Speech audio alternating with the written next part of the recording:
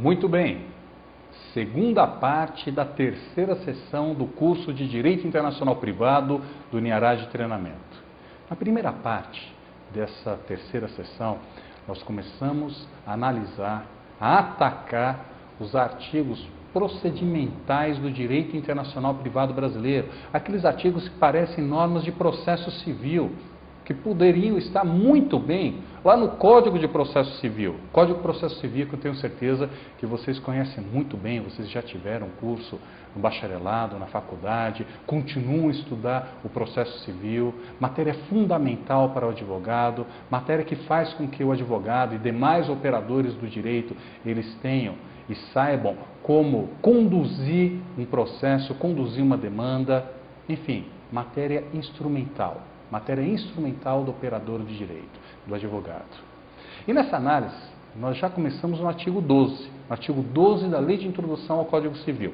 Eu os convido a abrir agora mesmo, aqui na tela, aqui, junto com o site. Vocês podem abrir o Decreto-Lei 4.657/42 e vamos analisar conjuntamente o artigo 12 da Lei de Introdução, cujas linhas mestras eu passei já na primeira parte dessa terceira sessão.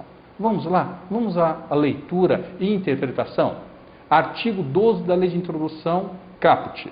É competente a autoridade judiciária brasileira quando for o réu domiciliado no Brasil ou aqui tiver que ser cumprida a obrigação. Está muito claro. A competência em matéria internacional. Competência em matéria internacional da autoridade judiciária brasileira. Olha só que reflexão, até de certo ponto banal, mas eu entendo que é fundamental para que você, estudante de direito, tenha claramente que o juiz brasileiro, o juiz aqui no Brasil, o juiz que acabou de tomar posse, o juiz substituto, em qualquer uma vara, um fórum de qualquer localidade do Brasil, ele tem competência internacional. Muitos pensam que o juiz brasileiro não pode tratar de matérias que tenham conexão internacional, que tenham um elemento de extraneidade, que tenham um elemento estrangeiro. Engano, o artigo 12 já traz isso, apontando a competência da autoridade judiciária brasileira quando o réu for domiciliado aqui no Brasil, como está no caput do artigo 12. E essa regra eu sugiro para que vocês complementem o estudo e o conhecimento que vocês já têm de direito processual civil, complementem com os artigos 88, 89 e 90 do CPC. Façam essa leitura, façam um cotejo desses artigos. Vale muito a pena. No site aqui do Niaraj Treinamento vocês encontram também a legislação. E na legislação, no Código de Processo Civil, abram esses 3 artigos e comecem a fazer a comparação. Na sequência da Lei de Introdução, como o nosso foco é a Lei de Introdução, não vou entrar no estudo, na análise diretamente do Código de Processo Civil. Vamos seguir adiante, no artigo 12. Artigo 12, parágrafo 1º. Só a autoridade judiciária brasileira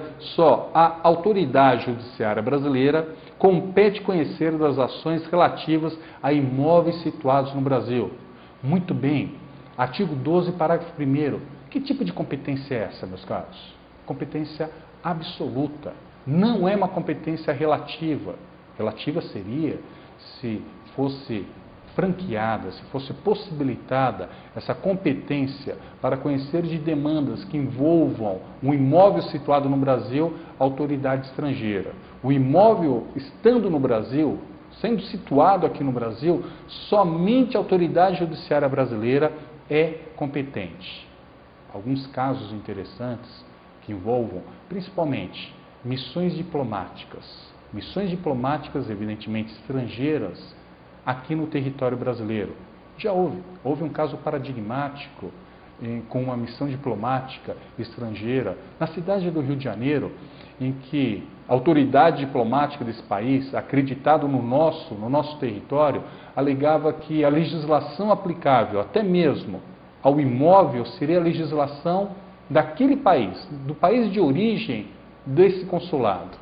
Engano, porque o artigo 12, parágrafo 1º da Lei de Introdução, combinado com dispositivos, e eu estou sugerindo que vocês façam esse cotejo, com dispositivos do CPC, artigos 88, 89 e 90, hein? Guardem, 88, 89 e 90, coloca a competência absoluta, somente da autoridade judiciária brasileira, mesmo que esse imóvel seja utilizado por uma representação diplomática estrangeira.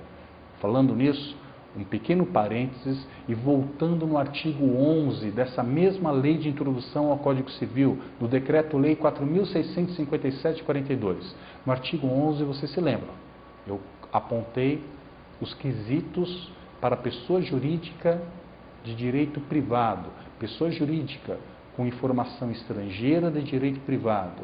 No mesmo artigo 11, existem quesitos para pessoa jurídica de direito público estrangeira, ou seja, pessoa jurídica de direito público estrangeira é a missão diplomática estrangeira acreditada aqui no território nacional. E está muito claro no artigo 11 que esse imóvel pode ser destinado somente à utilização da missão diplomática, gozando de uma série de benefícios, de prerrogativas e imunidades decorrentes de duas convenções internacionais. Quando se fala de consulados e embaixadas, guardem, são duas convenções internacionais.